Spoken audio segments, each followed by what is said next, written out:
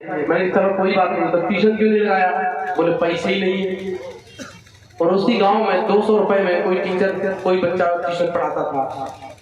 और वो भाई जो मुझसे कह रहा था कि पैसे नहीं है, वो बगल में गया, मेरे बगल में वो बाने ऐसे करके एक पुड़िया फाड़ी, ऐसा करके दूसरी फाड़ी, वो बाएं बाएं में मिलाई और ऐसे ऐसे करी और गप खा ली। वो 5 मिनट 10 मिनट बाद मेरे सामने ही थूक दी। कितने की आई? कितने की आती है? 40 की। एक दिना के 40 तो 30 दिना के 1200। ट्यूशन कितने में लगता है गांव में? कोई भी गांव का मास्टर 200 से 300 से ज्यादा रुपए नहीं लेता है। 6 ट्यूशन लग जाते ना, लाके तीनों बच्चे के 2-2 ट्यूशन लगे होते कि नहीं? लेकिन उसको वो पुड़िया खाकर थूकना मंजूर है, लेकिन अपने बच्चे को ट्यूशन पढ़ाना मंजूर नहीं है। तो ये हमको बदलाव अपने जीवन में करना पड़ेगा। मेरे बुजुर्ग जितने रुपए का बिंडल पी जाते हैं, जितने रुपए की पुड़िया खा जाते हैं, और चिप्पा वाले की तो बात ही अलग है। मेरे समाज के लोगों के पास, कई लोगों के पास बड़ी बड़ी जमीनें थी, मेन हाईवे पे जमीनें थी, और उन्होंने वो दारू का पौवा पी पी के बड़ी बड़ी जमीनें बर्बाद कर दी। तो जब तुम्हारे घर में नहीं होगा धेला, तो ये कहां से पढ़ाएंगी बच्चों को डॉक्टर इंजीनियर मास्टर? ये कहां से पढ़ाएंगी? संस्कार माँ देती है, ये बात सच है, लेकिन बच्चों के ट्यूशन के लिए पैसा तो तुमको ही देना पड़ेगा। कुछ पैसा आप बचाओ और कुछ आप अपने नशे के खर्चे और जीवन के खर्चे कम करो। जीजी के भैया के बच्चा को जन्मदिन है तो हमारी माता बहन घर में आतंक मचा देगी।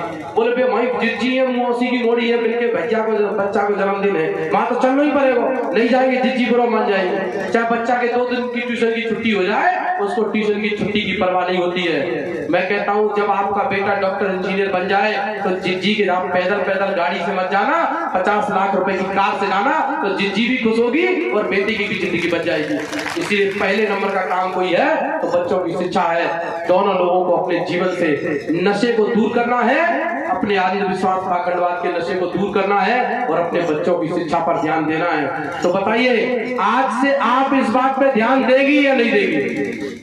अभी संविधान है तो मेरी बहन बेटियां आज डॉक्टर इंजीनियर मास्टर कलेक्टर बन सकती हैं। संविधान बचेगा कैसे वो भी बात बताऊंगा, लेकिन बताइए शिक्षा जरूरी है कि मैया जरूरी है? क्या जरूरी है? शिक्षा पर ध्यान देंगे आज से?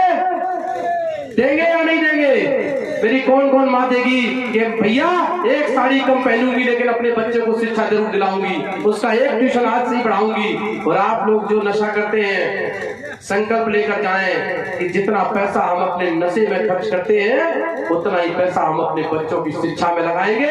और अगर यहाँ से 1000 लोग भी चले गए ये संकल्प लेकर, तो हमें पता है कि 5 साल बाद आप अपने घर में एक मास्टर, एक डॉक्टर, एक इंजीनियर जरूर देख पाएंगे। अभी संविधान है और संविधान को कुछ नहीं होने देंगे, ये हमारे पास योजना है। तो बताइए करना चाहिए कि नहीं करना चाहिए? करना चाहिए कि नहीं करना चाहिए? लोग कहते हैं हम सनकुआ गए थे वहां जे छोड़े आए, लोग कहते हैं हम हरिद्वार गए थे वहां जे छोड़े आए।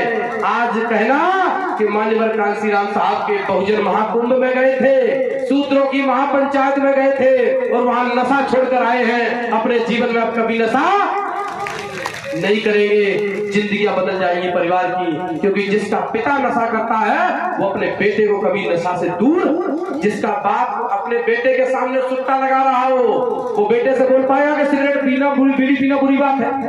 वो बोल पाएगा? जिसका पिता पुड़िया खाकर थूक रहा हो वो अपने बेटे को मना नहीं कर पाएगा। और जिसका पिता पौवा पीकर नाली में लौट रहा हो तो बेटे को मना कर पाएगा? नहीं कर पाएगा।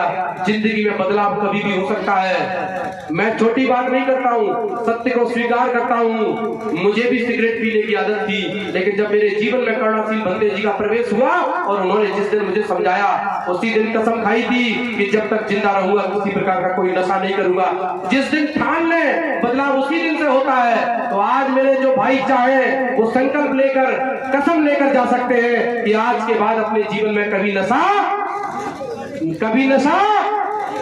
और आज आप करके देखिए आपकी सारी बुरी आदतें छूट जाएंगी। तो आप संकल्प लें तो ये परिवर्तन होगा। और ये 3 काम करने के लिए हमको शुरुआत करनी पड़ेगी।